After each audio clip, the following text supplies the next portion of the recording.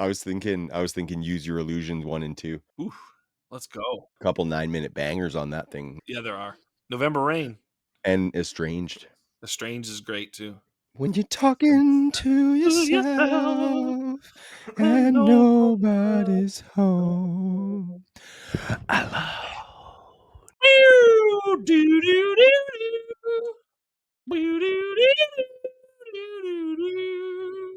So nobody ever told us, baby, how it was gonna be.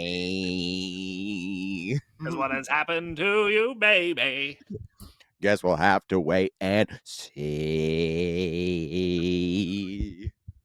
It's really. I'm over here. Nothing lasts forever.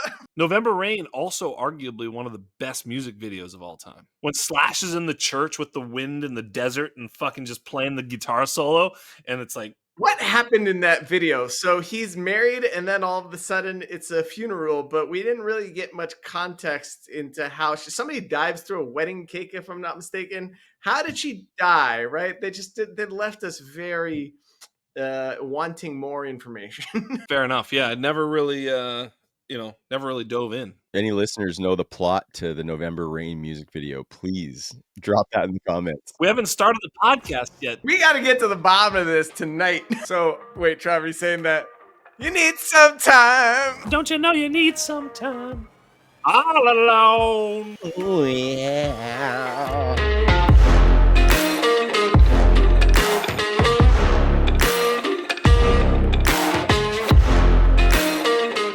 Sights and sounds and edges found. You will now get down with The Underground, the show that goes to the depths of the Dynasty landscape. The Dynasty Underground is back in your life. I am Trav, hosting and West Coastin'. We, of course, are posted up on that Undroppables YouTube channel and on your favorite audio platforms. Of course, you can follow the brand at The Undroppables on social media. And with me tonight, of course, spreading the wise words of Dynasty game theory, Mr. Jax Falcone. How's it going, brother? It's going great. Great to see Joe back. Welcome back, my friend. It's also, yes, I heard my boys over at the Ringer ditched the Drake Maybe moniker and went to Drake Definitely. Felt really good. Patriots get the win over the Bills. We have like the easiest schedule coming up. I feel really good about that. Also, this just in, Emeka Egbuka is good. You don't say. You don't say. Yes. Proven once again in week 5 and likely for the rest of the 2025 season. Give yourself a pat on the back for that one, Jax. And of course, as you mentioned, back with us after gallivanting and picking olives straight off the vine and eating them in Greece. From the corner office with the view, Joquavius Kuvatakis is back in the crib, ladies and gentlemen. Welcome back, Joe. We missed you, sir. Thank you very much.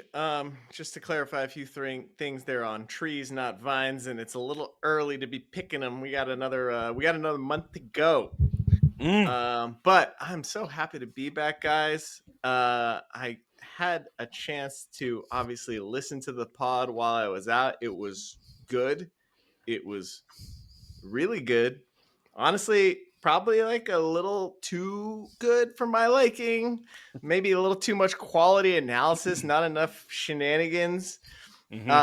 I do feel like a little weird, It's like I leave, I go away for a little while, and Trav, you're just like, oh no, don't worry. I'm just hanging out with my ex, the person I used the podcast with, right? Mm-hmm. And I'm just like, oh, I guess that's cool. And then I heard the podcast, and I don't know, it just sounded. You should have seen his mustache too. Way better than anything you got going over there, pal. I mean, his name is fucking Wiz, bro. He's the Jackson Dart of analysts, right? It's like I leave and you go and get a dude literally named Wiz to replace me while I'm gone. It's a little messed up, And I want to just set the record straight. I was not gallivanting.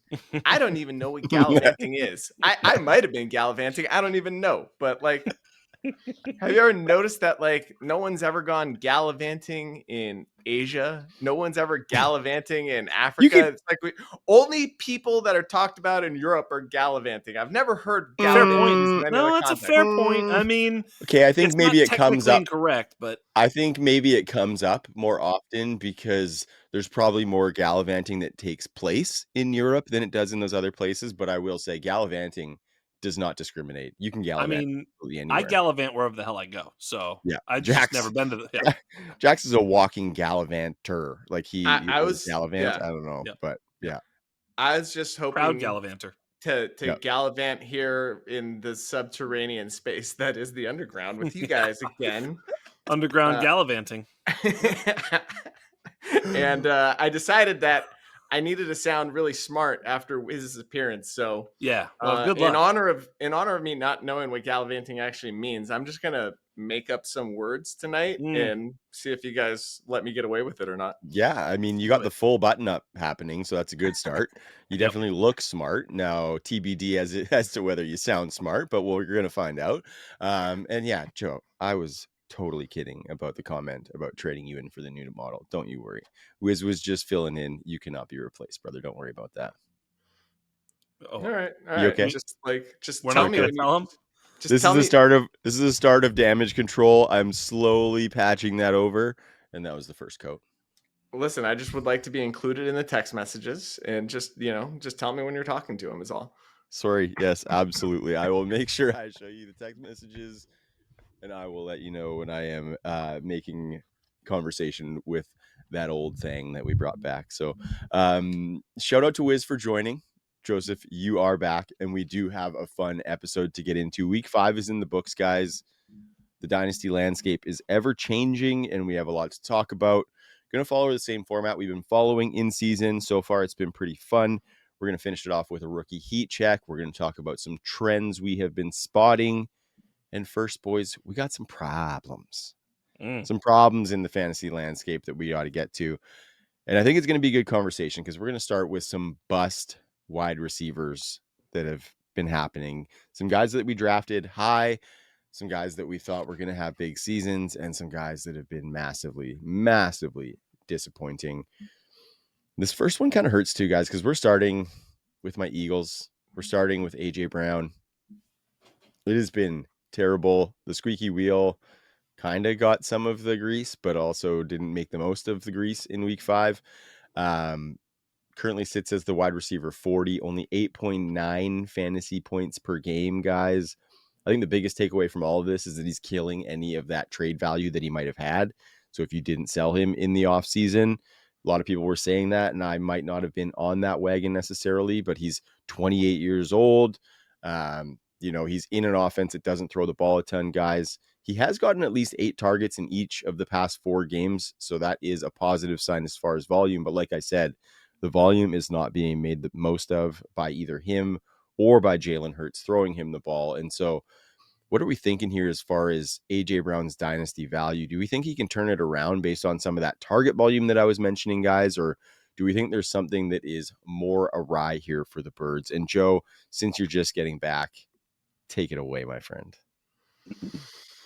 I mean, I am pretty darn interested in actually buying AJ Brown because over the course of the season, right, these things tend to level out. And when you watch him play, I mean, dude's open, right? He was Jalen Hurts overthrow away from having a 60-yard touchdown, and everything would look different if he had just gotten those, 12 points or whatever at the end of that game.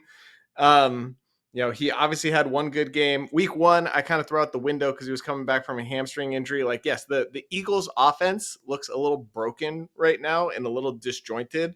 And I suppose we run the risk of this not coming together at any point this season. But I tend to bet on good teams and good players figuring it out. And AJ Brown, from a talent perspective, is a top 5, definitely a top 10 wide receiver in this league still. And it's not like his play that's preventing him from getting the ball. It's just like a schematic and tough luck sort of thing in my mind. So I don't know. I kind of think with this depressed value, it's a buy, understanding you're buying a 28-year-old wide receiver who looks like he's still got several good years left. Yeah, I think his age probably makes it a situational buy for sure. But Jax, what are you thinking? I mean, I still think there's a bit of name brand value that you're going to have to pay there. And that's where I think I was right preseason, which is it's never been a talent issue. It's been age and offense. And if we ran into a little bit of a rut like this, a value problem. So those were look, he could have come out and he could be the wide receiver 8, and I wouldn't be surprised. I mean, taking big plays to the house and making plays. They could have had some negative game script where they're throwing it all over the place, and all those things are possible. And I wouldn't take anything away from him from a talent perspective either. But this was in the cards. This was something that was there. We talked about it, off season. Remember, we mentioned there was not a player on the Eagles last year who had 100 targets, not one. And so, both Devontae Smith and AJ Brown got there on, their skill level, certainly not on volume. And so for all those reasons, I'd have to hear what I'm buying him for before buying. I'm not so interested. It feels like, do you want Jalen Waddle or AJ Brown? I think it's AJ Brown still for me. I think so too. So, okay. I mean, You're on Team Waddle? I have him back to back, and I'm looking at it going, okay. I mean, it's like I mean, do you want Devontae Smith or AJ Brown? Oh, I mean, obviously there's like with both those guys, it's a question of age and it's a question of like, where is your team right now? I think where I'm landing is AJ Brown's probably going to end up finishing in wide receiver 2 land still, which means there's going to be some big weeks up ahead. So if I'm contending, I think I'd prefer AJ Brown. If I'm like looking long-term assets, then it's Waddle and Devontae. But if we're talking about like this season, I think this is just a valley, and we're going to get to the peak soon-ish. I think on that one, I just want to jump in before we move on to the next one, Jax. Yeah. I think it's AJ Brown even for the next couple of years, because I think his ceiling, regardless, as a player, is way bigger than Devontae Smith's. Devontae Smith is not going to necessarily, well, he could be the number 1 on the Eagles, but I don't think that would be necessarily a super high upside role. I think AJ Brown, if he were to leave the Eagles, is definitely the wide receiver 1 on the team. And as long as he's with the Eagles, he's always going to be kind of the alpha target getter. Maybe not necessarily certain weeks for the Eagles, but I think he just brings way bigger general, upside even over the next couple of seasons versus, What about Travis Hunter? I just moved Travis Hunter ahead of him. Wow. Yeah, I mean, that one's interesting. Travis Hunter, we're just starting to see him take form, and he's got so much more runway left and also has this name brand value. Like, I think I'd take Travis Hunter over AJ Brown.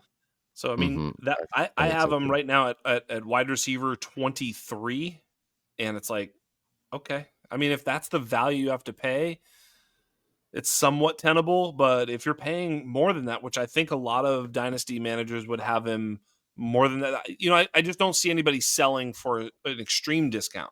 Maybe they are. And if they are, I would say definitely pick them up. I mean, if you can pay wide receiver 3 pricing, I mean, Devontae Adams or AJ Brown, obviously we still prefer AJ Brown, you know what I mean? So it's like, but if I could, what if you could turn AJ Brown into like Michael Pittman plus? I still would rather have Michael Pittman plus. And I know that sounds fucking crazy, but like, I kind of do, because Pittman and AJ Brown, at least for this year, are, come on, flip a coin. Who do you really think is going to score more fantasy points this year? Pittman, maybe a year younger. He's not that much younger, but I don't know. It's like, how much better is he than any of these players? Like, is he going to outscore Cortland Sutton from here on out? Probably, but the value difference is greater than the production difference. Let's make this a little bit more actionable. If I'm selling AJ Brown, I'm probably selling AJ Brown to a good team that just lost Tyreek Hill, to a good team that just lost Malik Neighbors, right? And I'm like, hey, here's a bona fide number 1 wide receiver. I'll give you a first round pick on top of it, and you send me Malik Neighbors, right? I'm throwing out those types of offers just to give them like a lifeline to continue to compete with like a viable wide receiver. But I don't think I'm. Yeah, that's a good trade to sell. Yeah.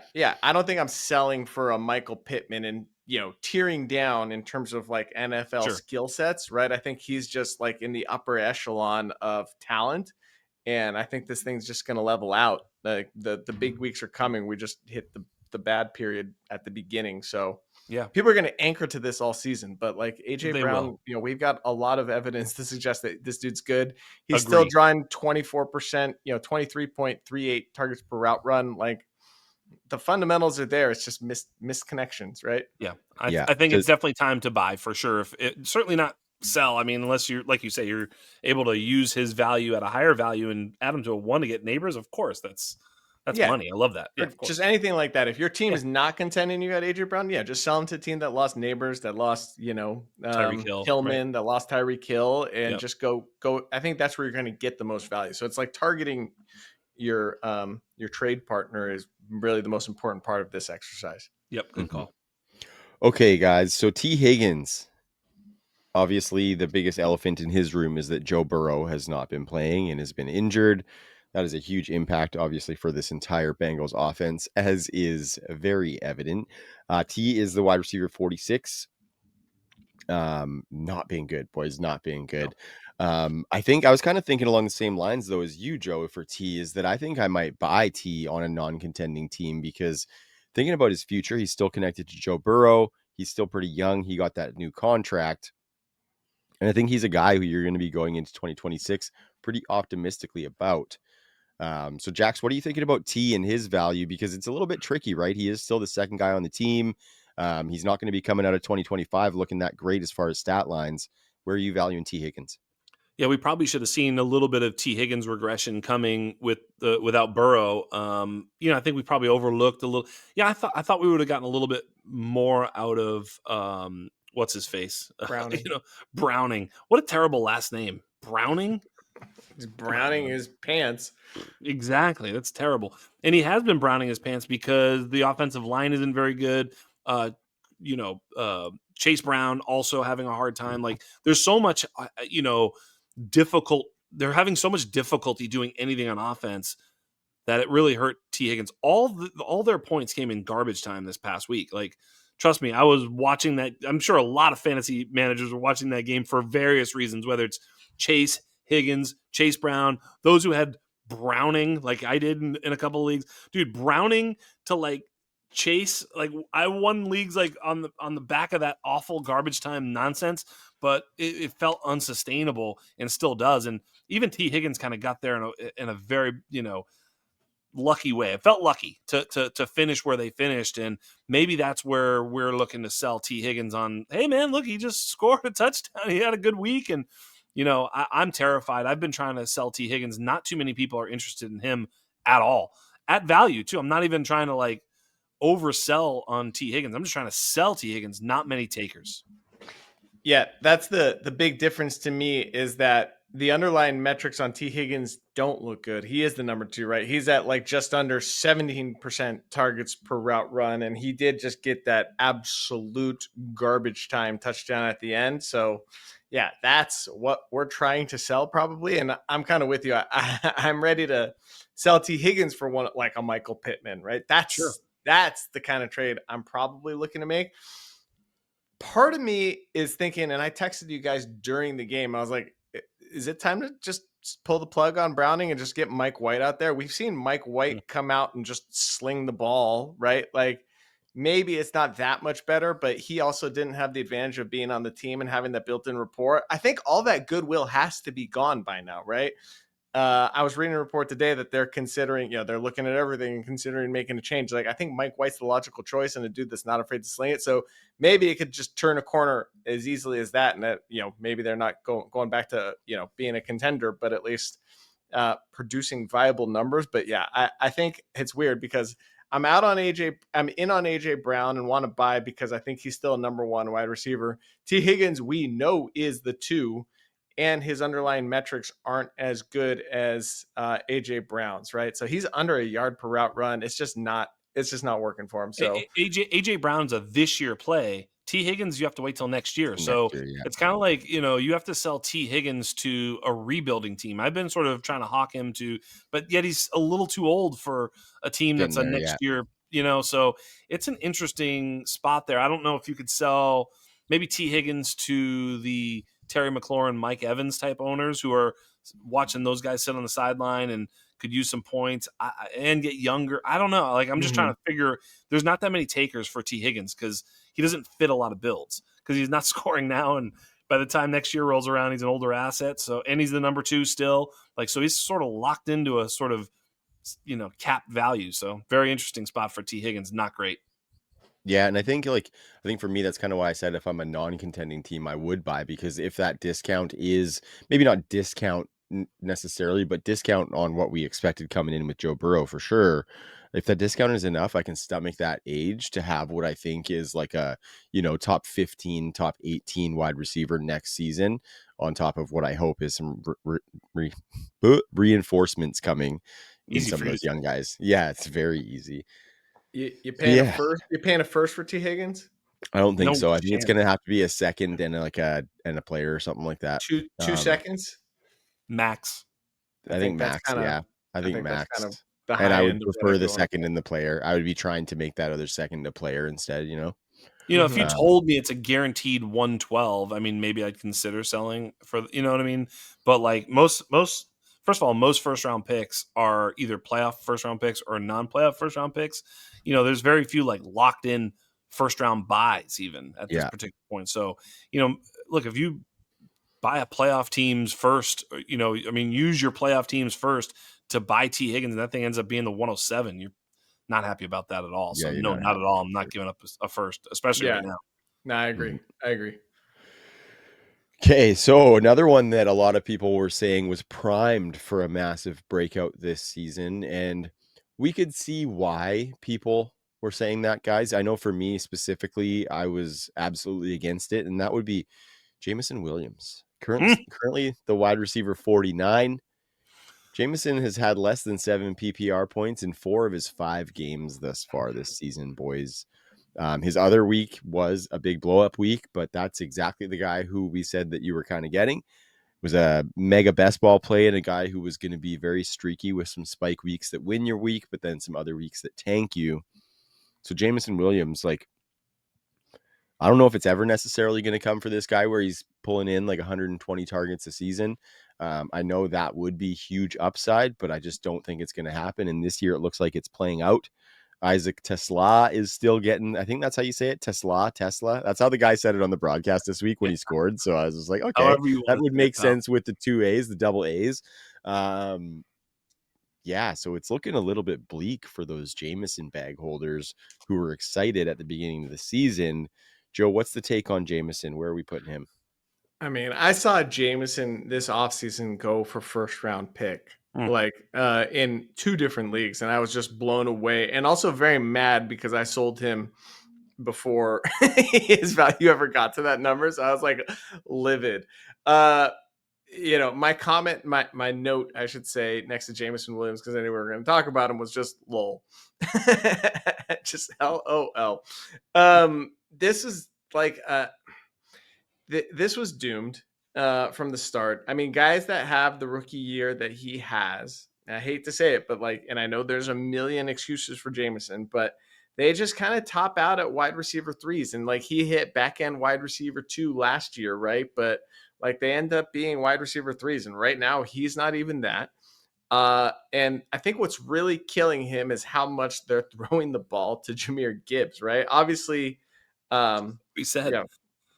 yeah, Obviously, Sun God's going to get his, and Laporta's going to get a little bit of the ball, and they're still going to run a decent amount. But Jahmyr Gibbs has been just a target hog, and like they want to get Jameson going. You can see it. Like every game, they get him the ball early, and you're like, oh, well, maybe this is a Jameson Williams game. And then like it just as the game moves along and they get away from their scripted plays, it stops happening. So is that?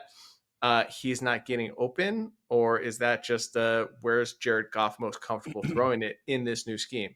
But under 15% targets per route run, that is not where you want to live. He's at a 90% route participation rate, so that's good. So theoretically, that could turn around as well, but he's going to have to start earning a lot more targets, or someone's going to have to get hurt before we're really counting on him. Yeah, it's not going to happen. I mean, here's the thing. We called this. I called this. I had people willing to bet me large sums of money on the internet for this. And of course, the nonsense ensues from the also rans on Twitter. But I'll tell you this much. Thank you. The idea that he was ever going to sort of change. I mean, look, this year he's at a 19.9 ADOT. They're telling you how they're going to use him. First year 19.3, second year 16. Last year was actually 11.6. He did sort of get a bit more utilization. And even with that utilization, he was 2.10 yards per route run. He was still, what was it, 18% target rate. This year, right now, he's at 13%, just over 13% target rate. Like, it's just not good enough. It's not really going to ever be good enough unless something were to happen to Amon-Ra.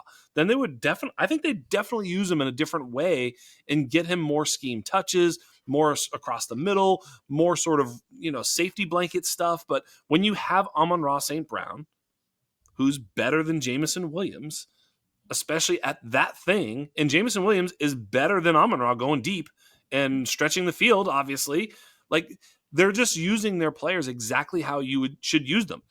Sam Laporta is a great tight end, a target earning tight end one overall in his rookie season, has been earning targets at a very strong rate at the tight end position. Same thing with Jahmyr Gibbs, one of the highest target earners at the running back position in the NFL.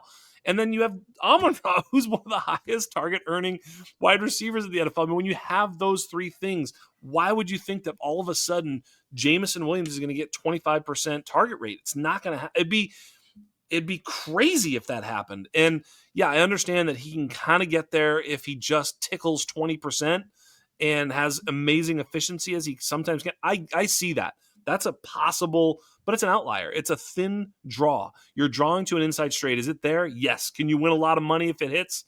Sure. But for him, like you say, selling for first round picks and things of that nature was never made any sense. He's a great player in real life. Like, Yes. I don't hate him as a player. The math told us what was going to happen, and that's what happened. And it's simple, kind of. And not only that, Laporta was hurt for a big chunk of last year and Yeah. playing at less than 100%. So I think that's part of Yep. the reason why he saw more targets last year too, is just True because that. like he became kind of the number 2. Now he's not even the number 3, right? He's like the number 4 Right. in target share. So that's a huge problem. And Yep. we got a few injuries to go before you can confidently start him. Otherwise, he's kind of like a YOLO, hope you get a deep ball flex play. And he's going to have a couple huge games. He's going to have those. Yeah. Dude, he could have a 200-yard, 3-touchdown game. I wouldn't be like, Totally. But here's the thing, like, and that might vault him into, like, I don't know, like if he had some stupid game like that, it would vault him into like our wide receiver 2-3 area, because he's like wide receiver 45 or something like now. So yeah, he might finish somewhere in the wide receiver 2 range, even based on if he has 2 or 3 of those Like big last games. year. Exactly, but it's very, very difficult to know when to play him. You said it best. He's I don't know about a very good. He's a better best ball player than he is, fixed lineup situation. And or if you play, like, I used to sing the praises erroneously for Gabe Davis for the same reasons. Because you could play him in a deep league. If you're in a 14x14, you're throwing some shit in there that, I think I told you guys I played Julius Chestnut in a league this week. So, some of these deep leagues, you're playing some really thin outs. So yeah, if you want to play Jameson, he could win the week for you from your deep flex. A little bit different. But again, most people playing in like 12x10s, 12x9s, he has no use in a league like that. Yeah. Just a glimmer of hope. He does, he is number 12 in the league in air yard share at 40+% of his team's air yards. But this is like I think John Daigle coined the term prairie yards. I kind of feel like that's where we're at with Jameson, right? For sure. Yeah. So. And interestingly, too, especially considering Goff is his quarterback, he has the 10th lowest catchable target rate at 61.9% for receivers who have run a minimum of 100 routes. Thought that was fairly interesting. I mean, when you're going downfield and you're running wind sprints all the time, like you're going to get a lot of uncatchable passes. So that kind of makes sense. An ADOT of 20, right? I mean, it's crazy. For sure. Everything's way the fuck down there. You know what I mean? Just with him, like even the hit, like you said, you're not going to know when it's going to happen. And I just feel like the sum of its parts are not going to look as pretty as the finish. You know what I mean? And so it is what it is with Jameson. I was listening to Fantasy Footballers too, and I think they said he's had one game in his career with more than 5 catches. Yeah. So that's the type of guy that he is. Would you guys take a second for him right now?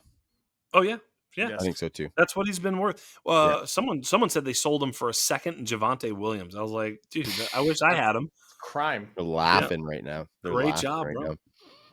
Okay, boys, sticking with the problems. Joe, you Mm, mentioned I'll you mute had my some mic. problems. Yeah, totally. I'll mute mine after as well. This is the Joe Quave show. No, I thought it was interesting. You kind of filled me in on a little bit of things that you've been doing in your dynasty leagues, trying to fix some problems, fill some holes, do some work, which you are always doing in your dynasty leagues, especially with all that airport time that you have had recently. So yeah, Joe, why don't you tell us about it? Some of the things that have gone on. I think there's some good conversation that can be spun off some of these. So why don't you let us know? Yeah, well, I mean, I think the topic is basically just the mid-season rebuild or retool, right? I think we're a quarter of the way in, right? And you kind of know or have a pretty good idea of what your team looks like. And maybe you've had some devastating injuries. Like, I lost Malik Neighbors in a large quantity of leagues because I had so much of him. I lost Tyreek Hill. I lost CeeDee Lamb. Granted, he's coming back, but I'm dead by the time he gets back, right? So the early to mid season retool or rebuild is kind of just a lever I like to pull when I look at my team. I'm just like, this one's not deep enough to survive this. It's time to just start thinking about next year.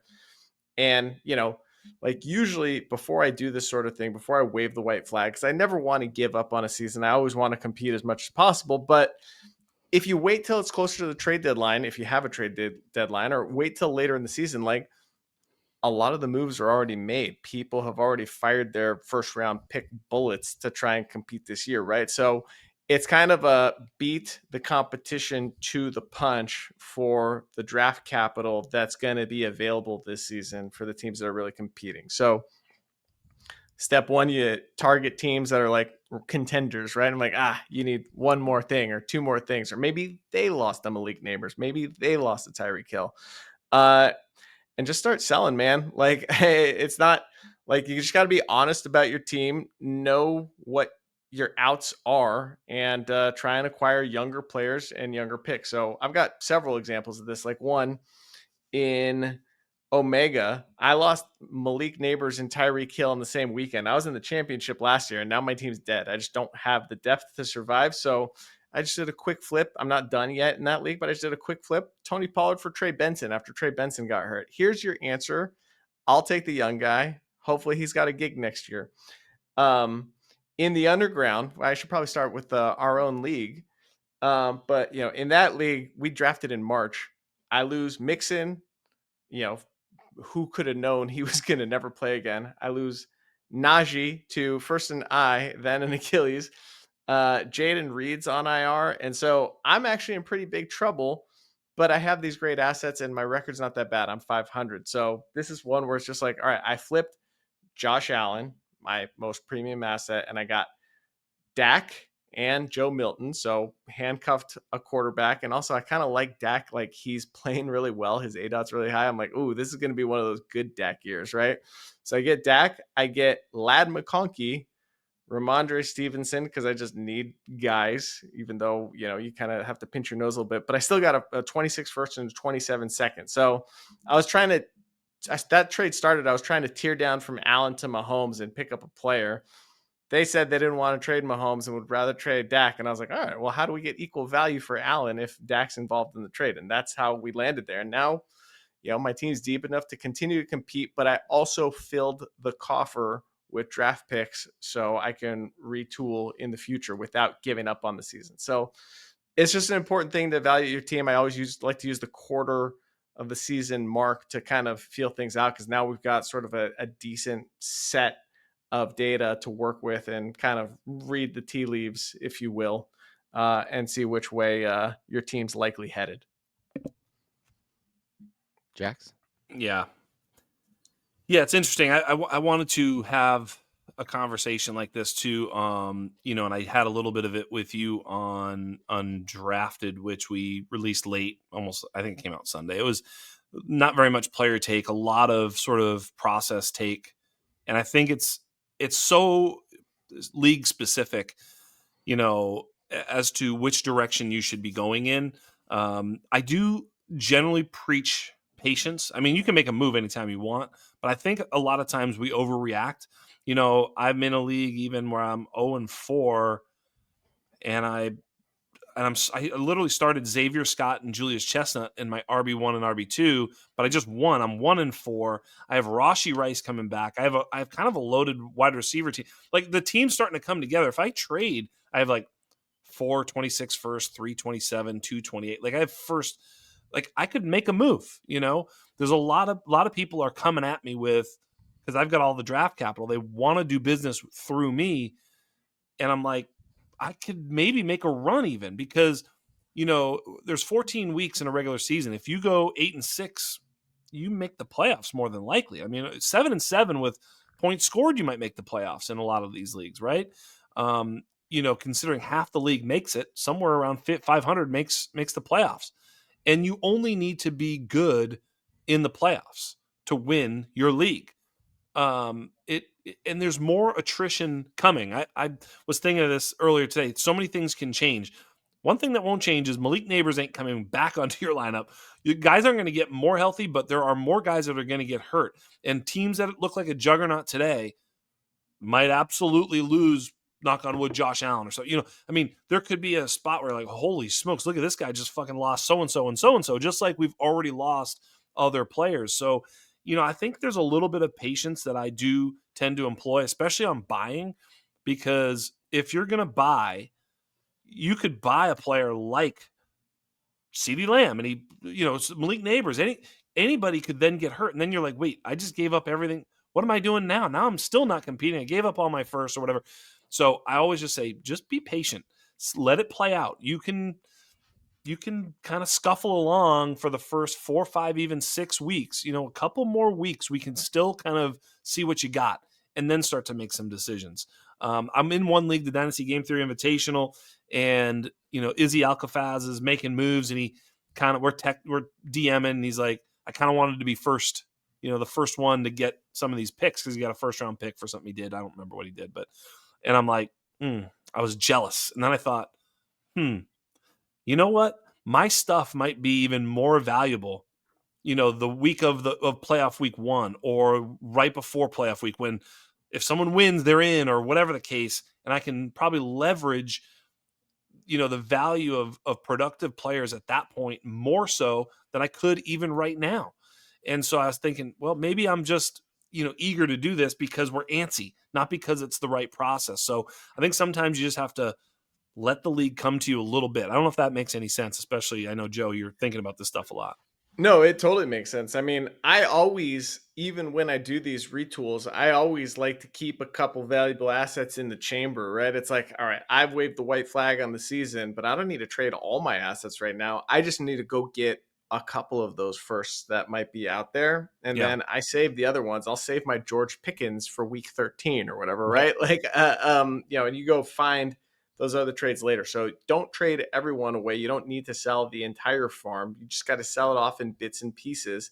Like I said, in that, Omega League, right? I traded Tony Pollard for Trey Benson. Guess what? I'm going to trade more players. I'm just waiting for opportunities to avail themselves. And how does that happen? It happens through, injuries, suspensions, and, or a quarterback gets hurt and making, nullifying the value of the wide receivers on that team or something like that, right? So keep looking for those opportunities, but don't force anything. Make sure you're getting a first round pick or a very high quality young asset when you're doing it, and give yourself as many outs as possible. Live to fight next year. It's funny because, like, in that league, I all of a sudden now have Kamani Vidal as my wide running back 1. I know that's funny, but my point there, it's kind of ridiculous, but it's like, sometimes those things are sort of materialized. Like, I think I've got DJ Giddens in a lot of leagues. I'm not hoping anything happens to JT at all. I mean, my rosters might be truly, like, my rosters would love that. But what I'm saying is, I don't know which running back. We didn't know it was going to be Omari and Hampton. Like, we have no idea what's going to happen. Even Antonio Gibson getting hurt kind of increases the value of Ramondre and Travion right now. So it's kind of interesting just to watch all this stuff happen. Very, very interesting stuff. As a matter of fact, maybe I should just snap that trade that you offered me there, Joe. How about it? There's one other example I just wanted to give real quick. In another league, I did, it's the first year of a startup, and I did the productive struggle thing. I think I even talked about it on this show. I don't know, probably midsummer or something. But anyways, I walked out with 6 first round picks in 2026. Right, the second Malik Neighbors gets hurt, I'm like, all right, how do I go acquire Malik Neighbors from this guy? Because that dude's one of the picks that I have, and he's near the top of the league. And so I just offer him, I think he lost to QB2. And so I just offer him Stafford, Adams, his first, and the other first, which is the team that's in first place in the league. So I give him 2 firsts, Stafford and Adams, and I go get Malik Neighbors and JJ McCarthy from him. So now all of a sudden I've got a very young QB, like 3 deep at quarterback, very young, and I'm deep at young wide receivers, and I've still got 4 firsts. And mind you, I'm in 4th place in that league right now, so I could switch the gear anytime I want to go into compete mode, so see how it plays out. To your point, but you just got to give an honest assessment of your team and make sure that you're gaining value or moving it to future seasons, right? So sometimes, early, like I knew some of these teams didn't have a puncher's chance once mid neighbors and Hill went down. So it's just time to wave the white flag occasionally, but there's validity to both. It's case specific, but I do like the midseason retool and sometimes full on rebuild when the opportunities Speaking present of the themselves. midseason retool, I literally have your trade in my inbox plus one more that if I Yeah. clicked both of them at the same time would make an amazing poo-poo platter of excitement. So Ooh, we gonna do a live trade? I if I did one, I might want to do the other. No. And huh? No, we're not. We're not doing live I trades. might. All I have to do is click fucking accept, Trav. Yeah, well, if And it then gets accepted, but we're not fucking talking through a goddamn trade on the pod. we've done it before, Trav. I know we have. That's why we're not doing it again. Don't tell me what to do, first of all. I will edit Do your ass not. out. I will If edit you your want me ass to talk out. about a trade, tell me not to do it, and I will do it. I will do it. Damn it. That was where I fucked up, is telling you not to. Yeah, Yeah. Jack, definitely do it for sure. Yeah. No, that now it sounds like a bad idea. Yeah, for sure. Okay. We're back on track, ladies and gentlemen. And before we start spotting some trends that we're seeing coming out of week 5, just want to say thanks to our listeners. Make sure you go hit that subscribe button and check us out on your favorite audio platforms. Got some fun stuff happening with the crew, of course, and excited to share it with you all.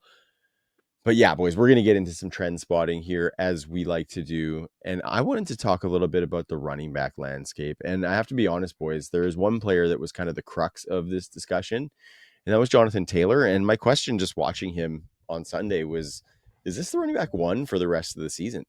He had a great game. He had 3 touchdowns this week. The Colts are an absolute wagon, as we planted the seed early in the season. Of course, the seed is sprouting because they look fucking amazing. But then I looked at some of the rest of the season Dynasty rankings, and of course, the one guy that I think would have to put it above him, and boys' opinions, please, would be Bijan Robinson. And this is just a snapshot of the Fantasy Pros ECR rest of season rankings, so these aren't mine or anything, but it has the top 5 listed as Bijan Robinson, Jonathan Taylor, Christian McCaffrey, Jahmyr Gibbs, and James Cook as the 5th running back in that top 5 for the rest of the season. So what do you guys think about that? Number 6 is Devon Achane, and I think he would be the most glaring omission from that top 5. Joe? I put Achane over Cook just because of the receiving, assuming we're talking about half PPR or full PPR, plus the absence of Tyreek Hill means, bigger piece of the target pie for Achane. Whereas like Cook, I mean, he's interesting. I got out on him in a couple of leagues last year, and I'm kind of kicking myself. I don't think the process was wrong.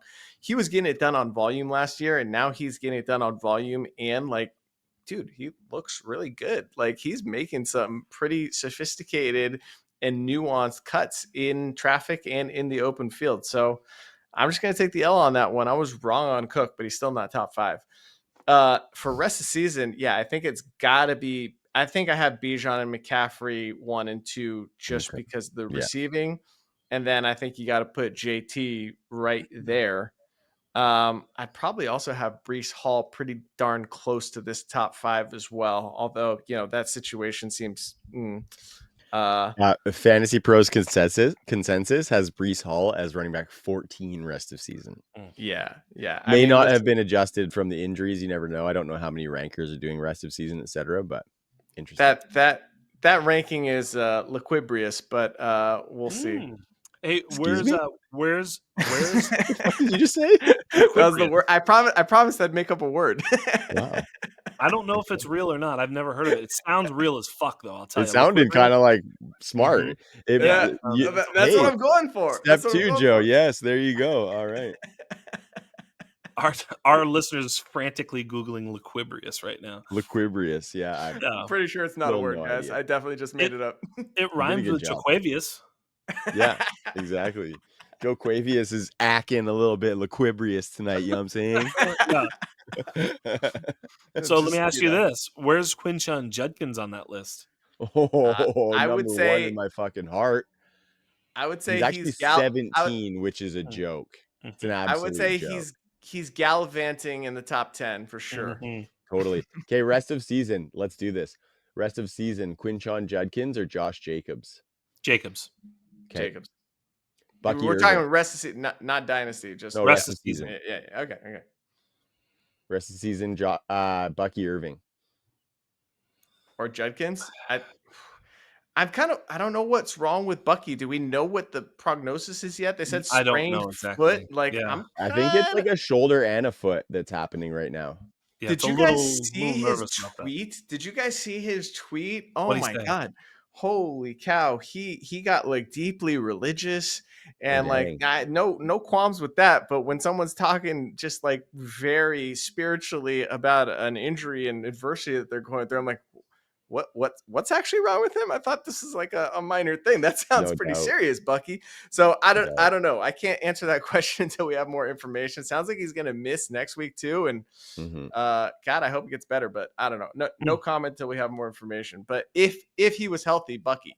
Bucky, if he's healthy, I agree. But I mean, the injury actually makes that close. Quinshon or Javante? I'm Quinshon. I'm just not. I'm not even Javante for sure. me. I'm not Javante even for me. sure. Rest of It might be season. Javante. Rest of season, I'll take Javante.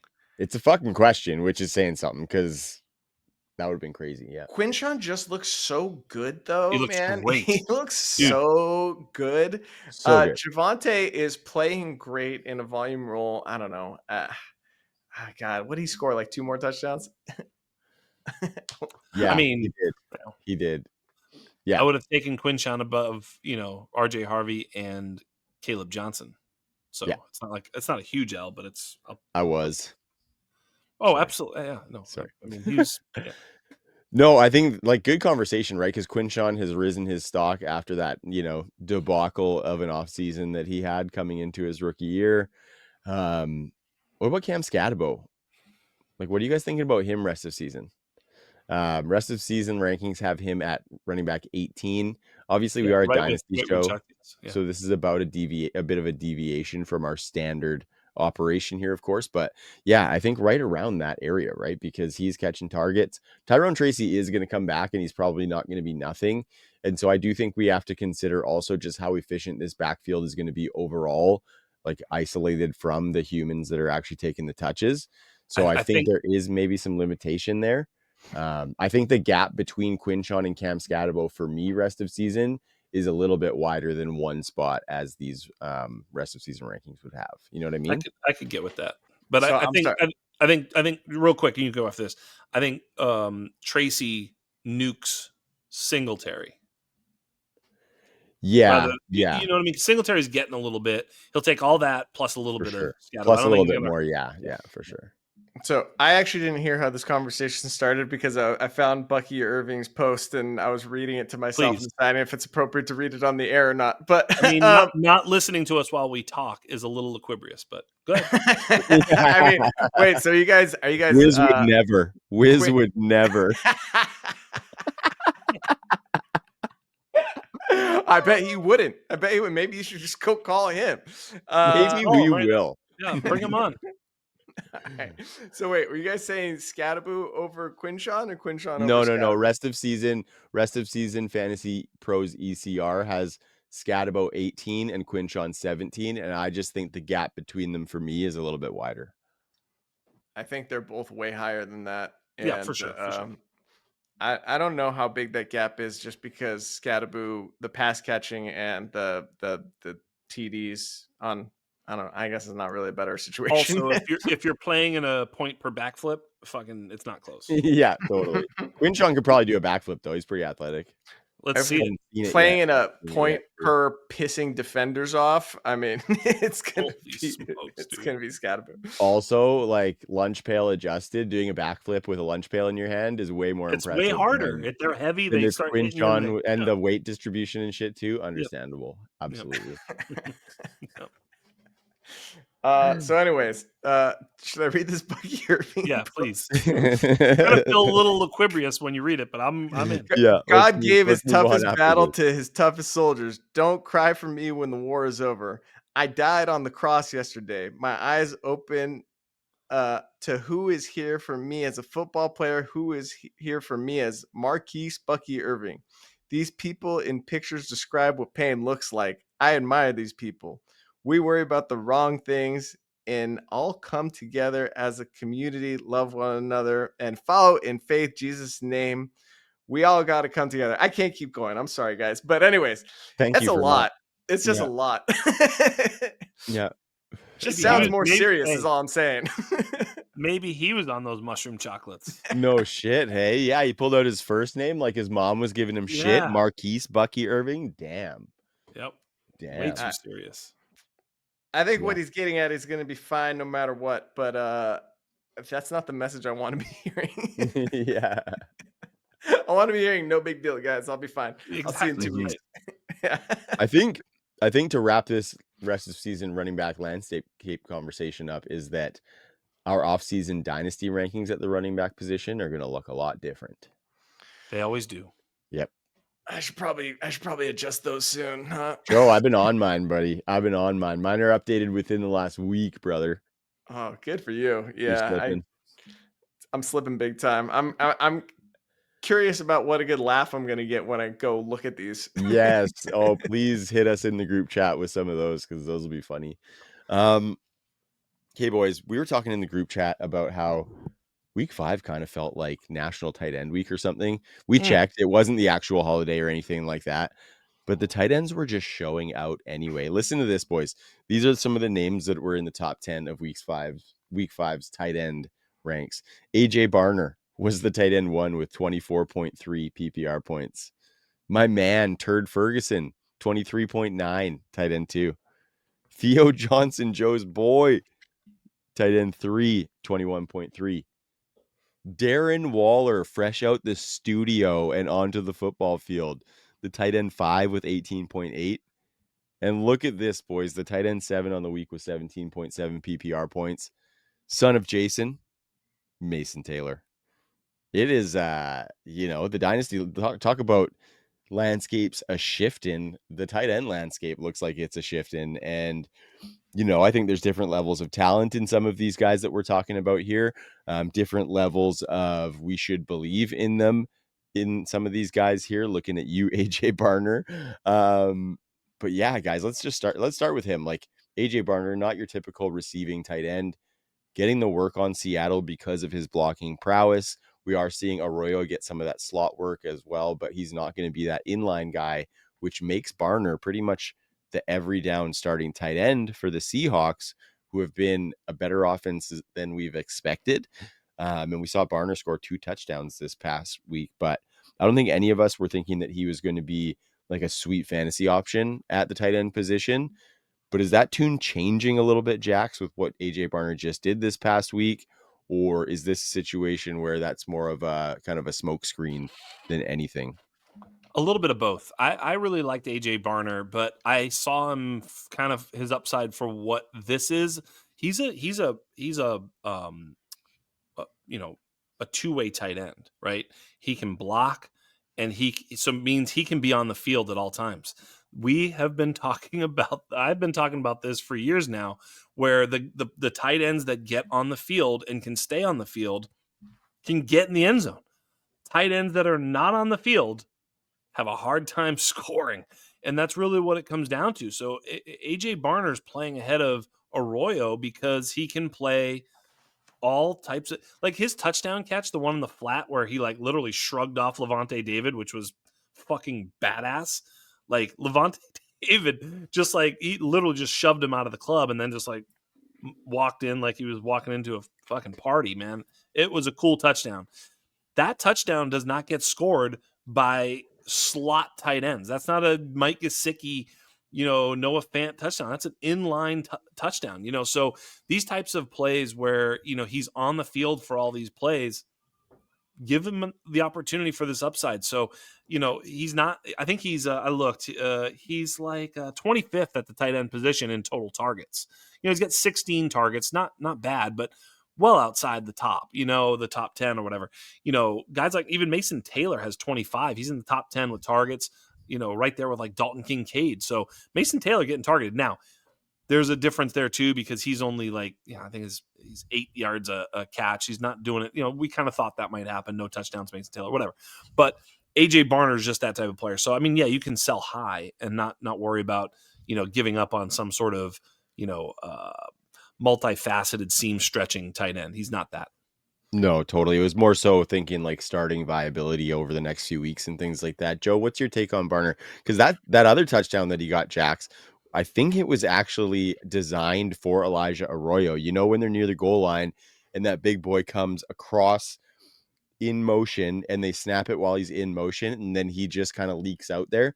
I think Arroyo was covered on that one and Barner was like waving wide open in the back Over of the the end top, zone. yeah. So that was And the back of the end zone one was pretty cool too. Yeah. yeah, I mean, it's like he just took the design target. You know what I Yep. mean? So And again, that was a play action, right? Yep, exactly. He's on the field for the goal line play action. Joe, parlay your conversation about Barner into your boy Theo Johnson. Well, so as far as Barner is concerned, I don't know, man. The jury's still out. Obviously, everybody's excited about Arroyo. Obviously, Barner is in year 2. It's not like he's old news and not on an upward trajectory. So it's relevant, and he also has a 8.58 RAS score, so that he's got the requisite athleticism that we're looking for. In addition to a very improved role in this offense. So I don't know. You guys are talking about selling AJ Barner. I don't own any AJ Barner. I'm like, do I need to buy AJ Barner? Because I have no exposure to AJ Barner in any of my leagues. I think you could get him still for pretty cheap, and everybody's probably written him off. So he's probably like a real cheap buy right now. Someone probably be thrilled to get like a 5th or 4th for him or something. But I just don't know. Like, are people actually counting on him? He's not even on my radar. No, and that was the whole thing. Like, should he be somebody we count on, as opposed to should we be selling for a price or whatever? Because I don't think this would be the time to buy AJ Barner fresh off a 24-point game. You know what I mean? I think you wait until he has 4 more 3-point games, and then you can go put that out if you like him. But then I think those 4 3-point games might tell me that you shouldn't like AJ Barner. So I think all this is to say I'm not getting caught up in that 24.3 points. If I have him, I might think about starting him here and there if I see this continue. At least this usage as far as snap share is going to continue for him.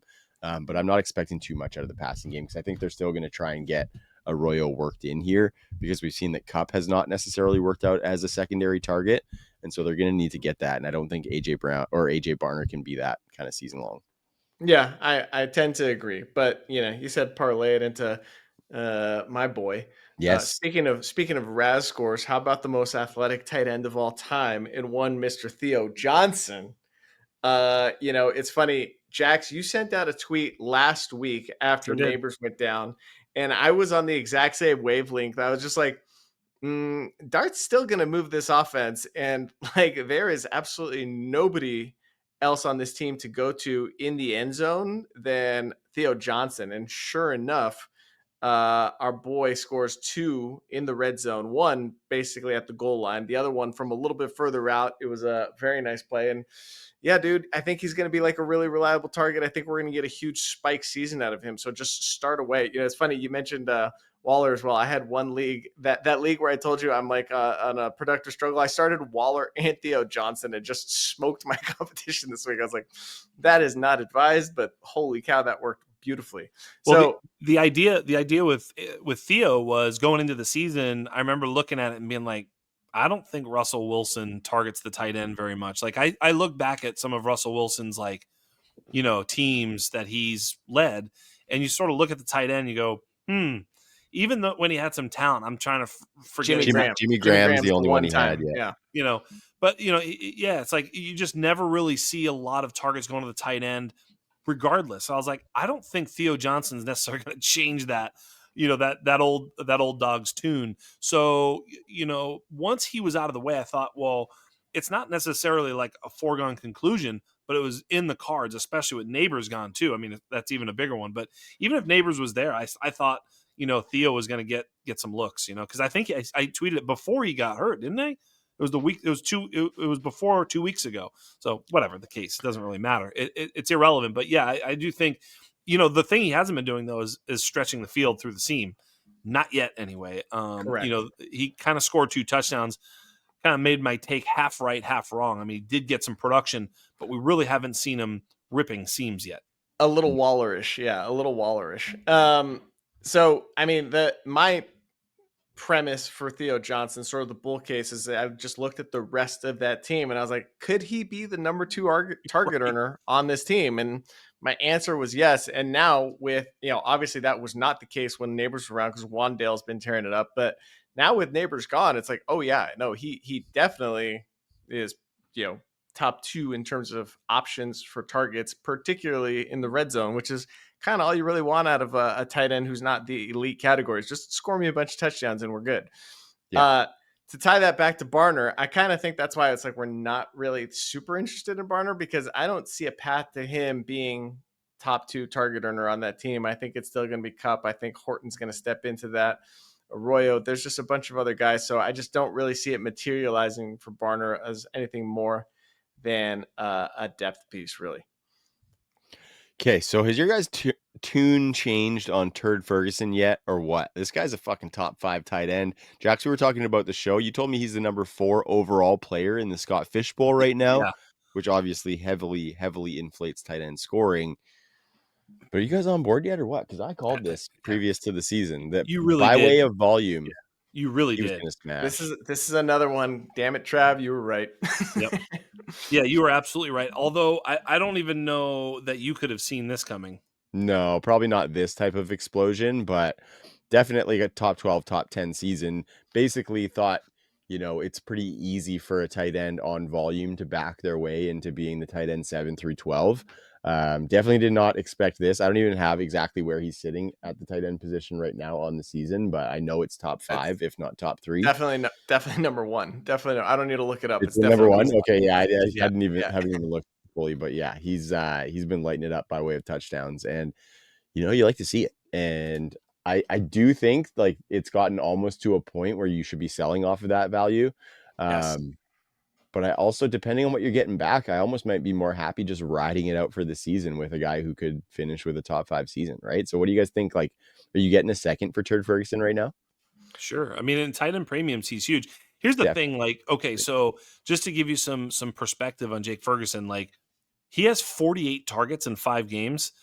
Next is Trey McBride with 39. He's almost 10 targets ahead of the field in terms of targets. He's got 41 catches, number 1. He's 12 catches ahead of Trey McBride, who was 29 in second place. He is lapping the field when it comes to catches and targets. He has 3 touchdowns. That's great. He's 6.6 yards per reception. You have to go down to Theo Johnson at tight end 18 in terms of targets to have that type of thing. So he's one of the lowest yards per reception players despite his volume. So there's a little bit of 2 sides of the same coin here, where if the volume slows down, the idea that we were talking about was, hey, he's not a big play player. The volume's just been so outrageous, and finding the end zone that he's paid off big time. Yeah. Right now, he's the number 11 receiver in the NFL, scoring 17.24 fantasy points per game. That's wide receiver 1 numbers, right? That's right on the borderline of wide receiver 1 numbers if you took that out over the course of the entire season. The reason I wasn't in on Jake Ferguson is, 1, because I am not a huge believer in the talent. And 2, because I didn't think he could be a top 2 target earner once George Pickens came into town. Well, CeeDee Lamb gets hurt, and all of a sudden he's a top 2 target earner again. Yeah. So I think the play is definitely ride him out until we know CeeDee's coming back, and then you make your move and sell to somebody who doesn't realize that dynamic is going on. But that's kind of where I'm landing. I mean, let's see here. He got hurt in week 2, right? I think Something like that, yeah. Week 2 or week 3. Anyway, so week 1, he got 6 targets. I mean, that's fine. We'll take that for a tight end. 7.3 points, but he's really the last 4 weeks, 16, 21, 17, and 23 fantasy points. I mean, that's just ridiculous. So I don't know. I think CD was around in one of those. So I don't know. Maybe I'm not giving him enough credit, but I'm kind of sticking to my priors and knowing this is a volume driven outcome that you should probably be selling. Yeah, I agree. I think he's going to maintain for this season. I see the sell for sure, but I think he is going to maintain for this season because we were seeing a little bit of bumps in the road with George Pickens when all 3 of those guys were there as well. And so I think A, there's volume to go around, and B, yeah, I think he's just maybe a little bit better than you guys give him credit for. Well, and not only that, the other out is this: their defense sucks. So the volume can maintain because the pie can be much bigger because they're going to be in a bunch of shootouts. So like, I can absolutely be wrong. I think where I'm coming from is like, I think rest of the season you're probably good and just having him as your tight end 1. I just where I land is he's not an elite talent, and so if I can go get an elite talent for him, I'm going to make that trade every single day. Now, let me give you this too. Of the top 40 target earners at the tight end position, top 40, he is 35th in ADOT. You know what I mean? It's just, I mean, there are some I think with things... tight ends though, that's a little bit, I might weight ADOT a little bit less for tight ends because naturally it's going to be lower. And I think sometimes just depending on the other players and how they run in certain offenses, tight ends are used quite a bit differently, right? So a team that doesn't use their tight end down the seam, that tight end's just never going to have much ADOT. Whereas a team like, you know what I mean? I'm just saying he's only got kind of this volume out, you know what I mean? And I don't see that, persisting when CeeDee Lamb comes back, as Joe points out. So, I mean, He's scoring touchdowns. Like if the volume dips and he continues to score touchdowns, that supplements the volume dip, especially at the tight end position. Right? He'll still be a top 10 tight end if he loses volume. I don't predict touchdowns. I mean, they're very fluky, Yeah. I got no problem with the call, Trev. I'm just saying what I would do. I just don't believe RAS score south of 7. Those guys typically don't end up being prolonged good tight ends. Although Jake Ferguson is budding that trend and also signed a new contract in the offseason. So yeah, he's representing for the lunch pails too, right, boys?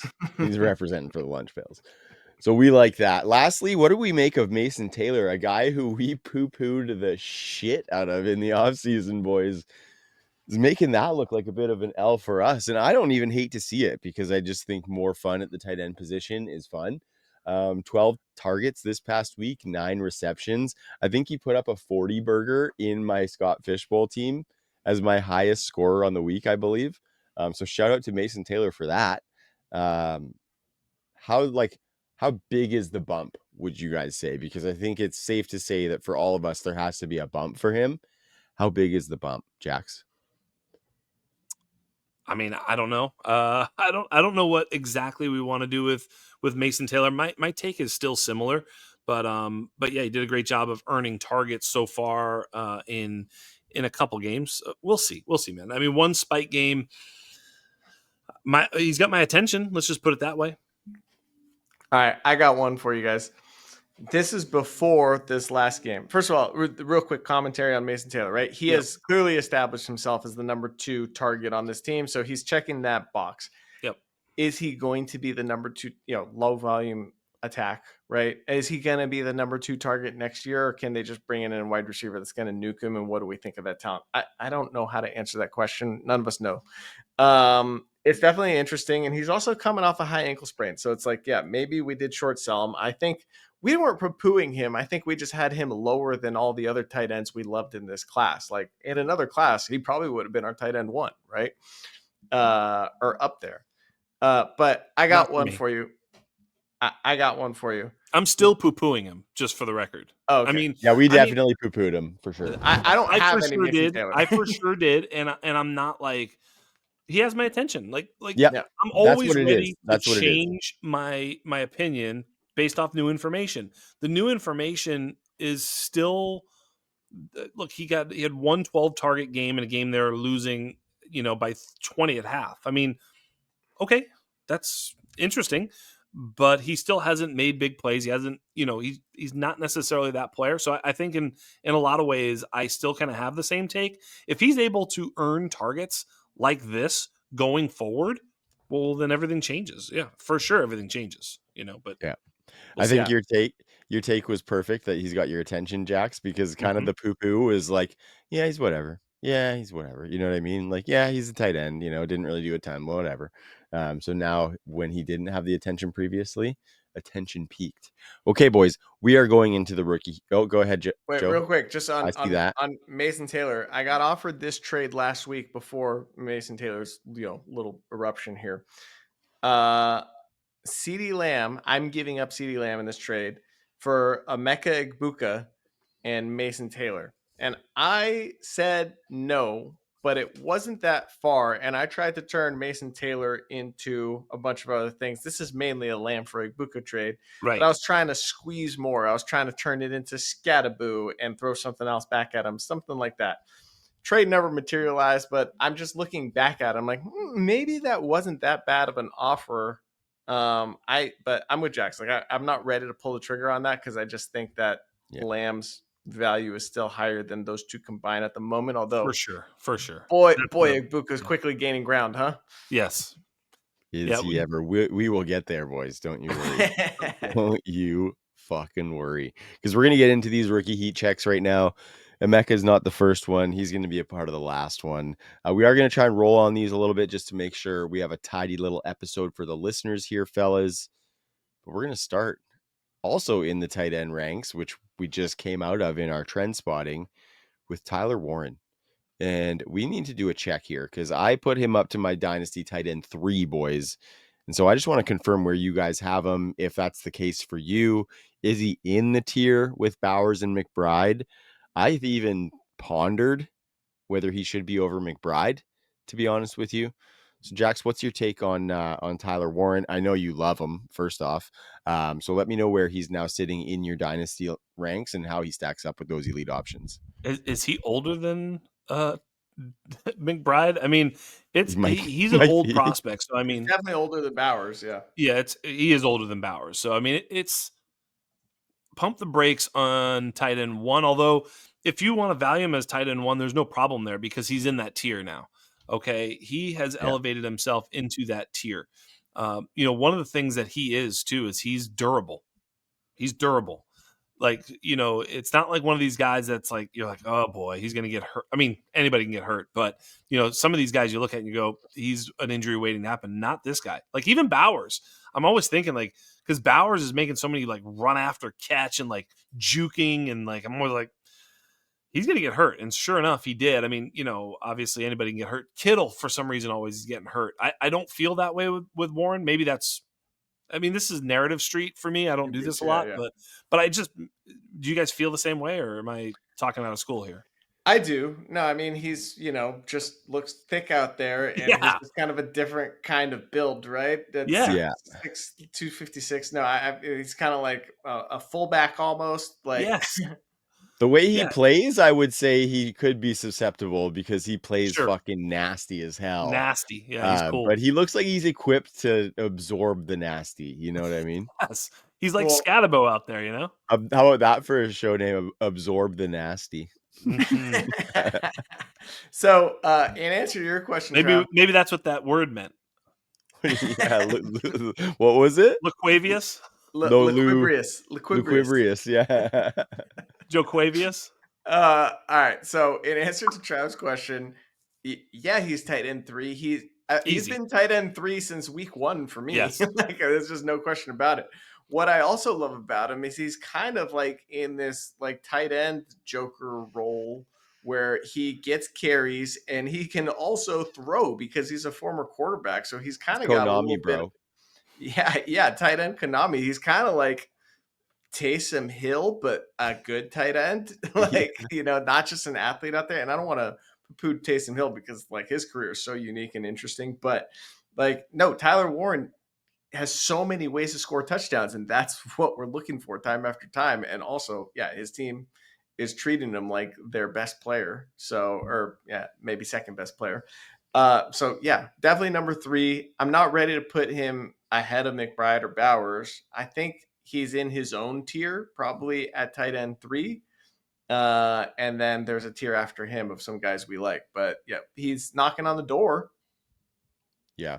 Yeah. I think he's really close to being in the same tier with them, or him and Laporta in their own tier. Him, Laporta, and Kraft maybe in their own tier after those top 2 guys potentially. Yeah, interesting conversation though, and well done for Tyler Warren because he looks every bit the part Yep. that he was supposed to be coming in. Pouring one out for Colston Loveland's rookie season though, boys. I'll tell you that one. That take's not looking the greatest so far, but time will tell. He could come along. I mean, Maybe it's the Kyle Pitts career arc, right? 5th-year breakout for Colston Loveland. breakout. I'll be holding on still, that's for sure.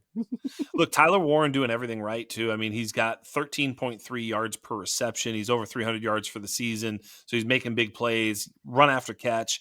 He's 6th in the NFL at the tight end position in yak per reception. Yeah, just everything he's doing across the board. He's a great blocker. Everything he's graded out well as a blocker on PFF, and that the whole thing is just absolutely there. He's the number 1 target on his team. So yeah, for all those reasons, he's absolutely in that top 3. I don't think you can look away from Trey McBride, who outside of Jake Ferguson is well ahead of everybody else in terms of targets, etc. So yeah, I mean, he's in the family, and Bowers just being hurt changes everything a little bit because you can no longer depend on him to be this queen chess piece that like Kelsey was and like Bowers was last year. He's not that this year thus far. We'll see. Would you I'm look glad at that? he sat. I'm glad he sat. I agree. Everybody's looking up at Turd. Mhm. Okay, boys, we talked a little Quinshawn in that game in week 5. That was Dylan Gabriel's first start, fellas. Seemed like, I don't know, like from everything we saw in like the preseason, it felt like Shedeur should have been the next man up. There's part of me that feels like Gabriel was kind of like the organization trying to be like, yeah, we're starting Gabriel because he was our 3rd round pick. Maybe not, though. He acquitted himself well, I will say that. 190 yards, 2 touchdowns, threw some really nice balls, some gutsy ones in there. There was one jump ball to Njoku that Njoku mossed a fool. That was a really nice ball by Gabriel that he probably shouldn't have thrown, but he did anyway. So what do we think here? Like, I know it's not huge impacts because this is probably low on the totem pole of the dynasty quarterback landscape, but our main format is Superflex, boys. So this is something that we do need to address. Gabriel, are we now rethinking what our expectation could be on him potentially after, of course, just 1 week? We can't jump to too many conclusions, but Joe, were you impressed obviously by Dylan Gabriel's performance?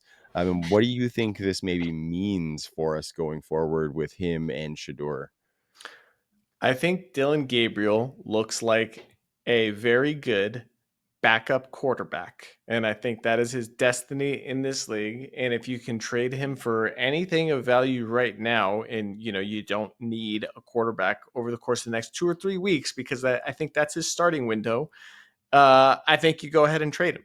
So maybe he extends it and gets a longer look, like 5 games, but I'm pretty sure. I mean, they even said before the game started, right? One of the reports releases like they expect Shedeur Sanders to get starts this year. Of course, why wouldn't you, if you're Cleveland, get a look at both your young quarterbacks and figure out if either of them are the answer before the end of this lost season? So yeah, trade Dylan Gabriel right now if you can. And just acquire Shedeur Sanders on the cheap right now if you can, because I think in a couple of weeks we're going to be having the same conversation about him. But I think we actually believe, if we squint, that he might actually be an NFL starter. Whereas like Gabriel, I'm sorry, man. Like, did you see the picture of him standing next to Carson Wentz at the end of the game? Like, he's like a foot shorter than Carson Wentz, dude. Like, this dude is just like not the prototype. And so he's just not an outlier I want to bet on. I think he's a guy I want to have as a backup to my starter, whoever the starter ultimately ends up being on Cleveland. One nice thing I will say is he understood the assignment and he got the ball to our tight ends, namely one Mr. Harold Fannin. So God bless him for that. Got him a touchdown and, his 4 receptions for 13 yards. But we'll take the tutty and kind of prove my bull case that, whoever the rookie quarterback is, they're still going to target the tight ends. Yeah, you said it well.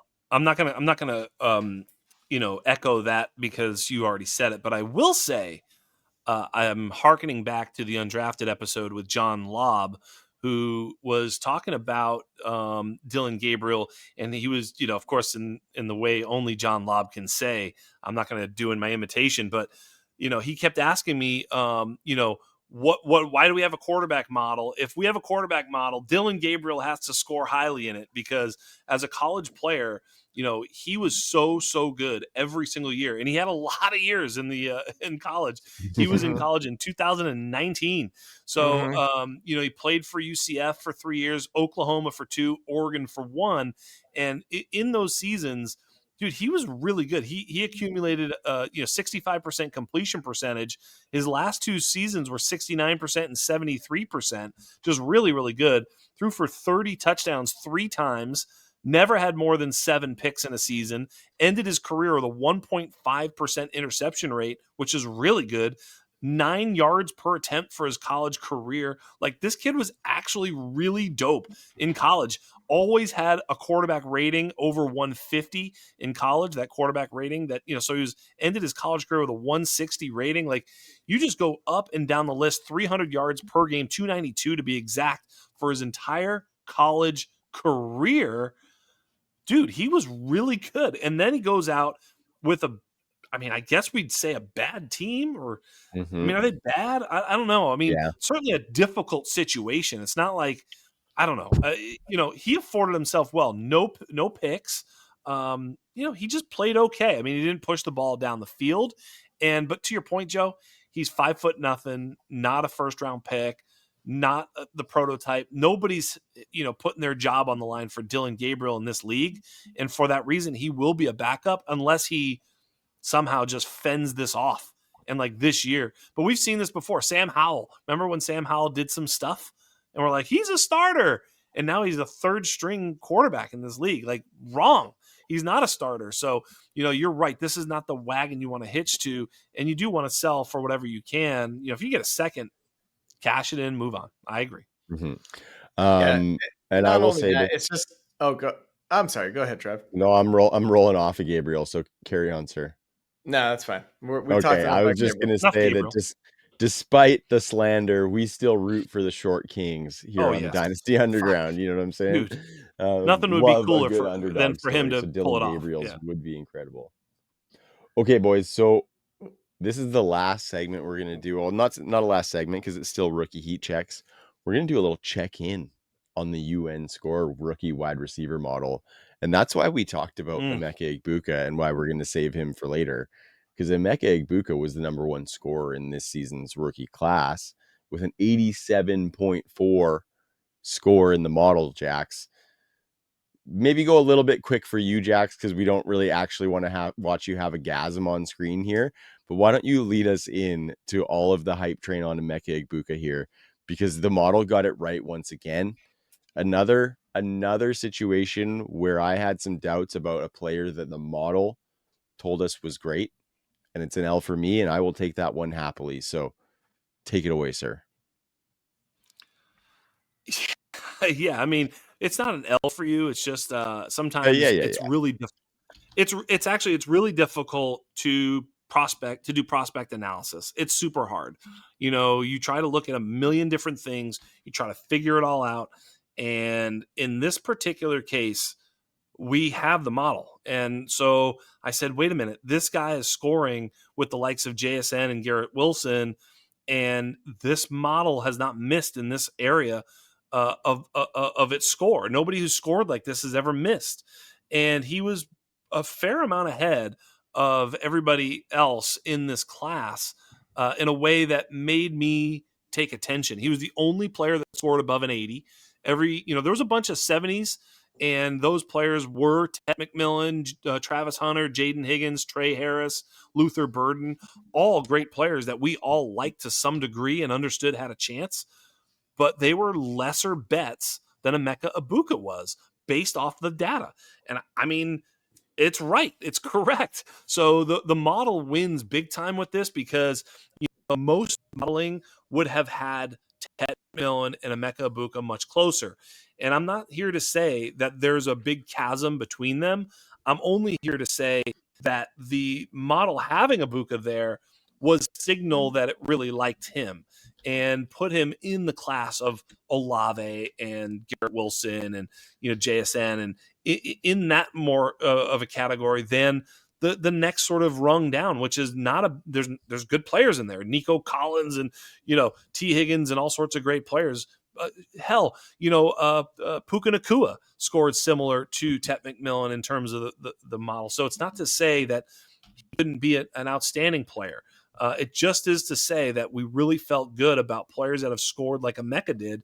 And that helped me just sort of say, okay, I'm going to take a little leap of faith here. And I like the player, everything about him, but I'm just going to go leap of faith and trust it a little bit and see how that works out as well. So yeah, it's been great. He's been awesome. I tweeted there's people who are still saying like, oh yeah, the ass score. I mean, I respect the guys over at Fantasy Points, but people are using this thing. I think they're probably misusing it, quite frankly. I think if you were to ask Scott Barrett and the boys over there, they would say a lot of the people utilizing that data and sort of, I think, bastardizing its efficacy, because it does have efficacy. But if you think about it, certain types of targets are going to be more covered than others. By the way, he was fucking wide open. I watched that game. He was wide open on a number of plays.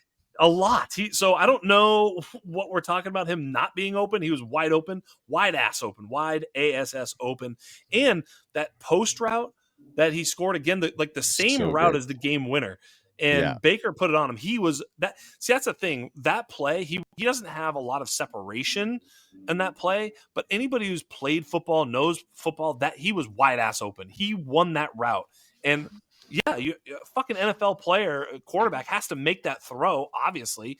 But he gave his quarterback an opportunity to just put it where he needed to put it, and it's an easy walk-in touchdown. And that's what it was. And to Baker's credit, he put it there, but that's an NFL wide open. So anyway, on that particular route, that actually highlights probably the problem with the separation scores, right? Yeah.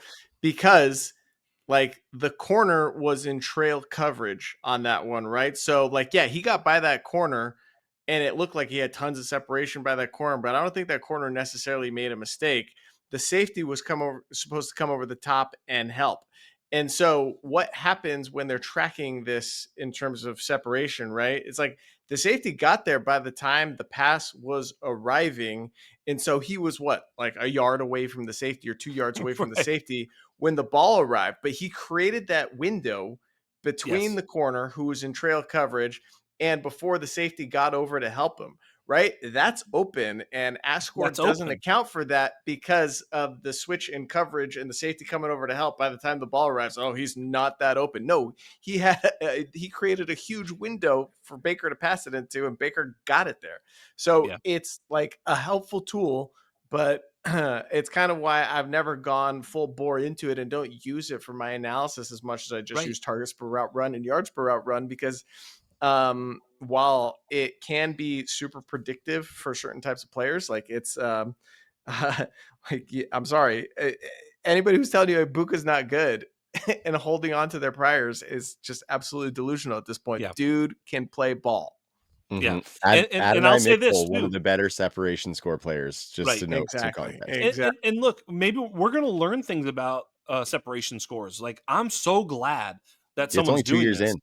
Exactly. It's in its infancy. And so ultimately we want to see how that data plays out. What does it say about players? What different types of players? Like, we talk about this all the time. Like, you look at the Amon-Ra, JSN, that sort of Cooper Kupp in his prime, Ibuka even now kind of playing a little chess piece, queen chess piece out there. These types of players that are hyper targeted versus, T Higgins and Brian Thomas Jr., these Marvin Harrison Jr., Roma Dunze. How do these scores change with these types of prototypes? And, that's where I want to start to dive into it and allow it to sort of have enough time to present itself. Also, it feels like there's some objectivity to it. Like, I don't know about the measurements here. You know what I mean? Like subjectivity, you mean? Yeah, objectivity. I mean, Yeah. excuse me. Yeah, a lack of objectivity because when are we? Who's counting? Some of these things I'm always Who's like tracking it, right? Yeah, PFF grades. Even it's that's like my I other don't think. qualm. Yeah, it's like when It's was he always open? the human eye. I will say that they all have. I know a little bit about kind of what they all have, certain things that they track and certain ways that they do it and things. So there is some efforts to standardize, but to your point, like that's why I never So really sit like here throwing out my there's two film takes, is because there's two I plays, should right? not be watching that.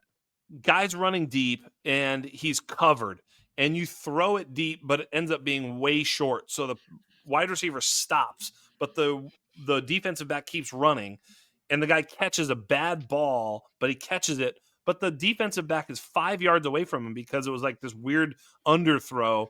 Was he 5 yards open? No, he Yeah, wasn't. He was we can covered. find that out too. We should ask and see how that But works and what do you know what I mean? some information Versus behind it.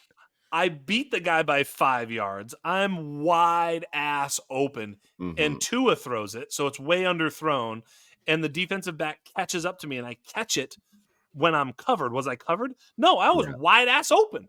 So They actually, go ahead, tell me. They actually break it down in a couple different ways, right? They have it by what your separation when the route breaks, right? What is your separation? I think I At don't know. I forget. release? They've got I like mean, three categories. So they're trying to account for all of it, and then they're averaging it out in one of the fields, right? Just to Yeah. give you an idea, right? So to their great credit, they're actually Yes. thinking about all of this stuff.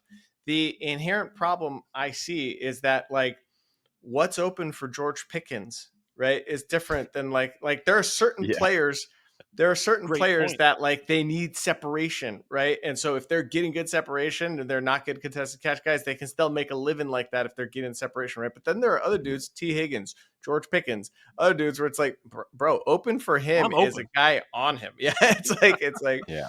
so separation doesn't lead to drawing targets necessarily, right? Yes. But being open is subjective, and so it's just really hard to measure that part of the game, and it's never going to be solved. It's another data point that we're going to use, and it's going to be useful in specific circumstances. But at the end of the day, it's like, did the quarterback throw the ball? Right? That's how you know he was open. Yeah, right. Targets. Yeah. Okay, boys, just a couple more that we'll go through on because we want to give the model its just due, of course. So you mentioned those guys in the 70s. At number 7, just under 70 was Alec Ayamanor at 69.01. Not sure if he's much of a separator, boys. He's been kind of mossing fools out there more so than anything, but looking better than I anticipated with Cam Ward. Maybe not taking over as the number 1 target for the Titans as it may have looked previous to week 5, but Calvin Ridley had a big game. Shout out to Ayamanor. Who else we got here? Matthew Golden was number 11 at 64.9. Still haven't seen much yet from him. Tez Johnson getting a little bit of run with all those injuries in Tampa Bay. He was number 14. Boys, who else do you want to point out here? I kind of like want to sort of leave the rest a secret. I don't know. We giving away the bag over here? I think this is still Maybe a not the whole valuable bag. tool Good that point. you should Good go point. to. Yep. Good point. You should go purchase like the number two player in this thing is yet to break out, and I'm getting really bullish in acquiring shares of him as we speak. Right, so it's still a useful tool to go buy guys that haven't gotten there yet. Same with number 4 and number 6, I would say. Yes. I think you're, and there's some context, right? So like, people hear the score and 69 sounds great, surface, and It's then very nice. think about it, yeah, very nice score. But then you're like, well, that sounds kind of low. Is that like that sounds like a low score? Like I want a guy who's in the 90s. But Alec Ayamanor is 43rd out of 247 players, right? So he finds himself pretty. Well, he's back to back with Xavier Worthy. So that's a pretty good little player. So these little buckets, basically, when you go purchase the model, which is fantastic, it's a very helpful tool, but it also gives you an idea of the buckets they find themselves in. There's also context to the statistics and sort of how these things are garnered, and most similar players. There's lots of cool things in there, but Some hit yeah, I rates think too, where yeah it's like anybody scoring over 80%, is a hit. has everyone who scored over 80 has had at least a wide receiver 2 season. Yeah. And I think like 70% of the guys who have scored within the 70s have had a Yes. wide receiver 2 season or something like that. I might be Yep. misquoting the numbers. They are in the model document though, so go check it out. Really good hit rates on this thing, so we're just excited to keep watching it blossom. Yeah, even Jameson Williams scored over 70. There you go. He had his wide receiver 2 season, baby.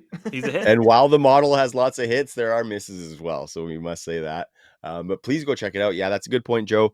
Gave a little bit there, but any of our listeners who haven't checked it out, please go do so.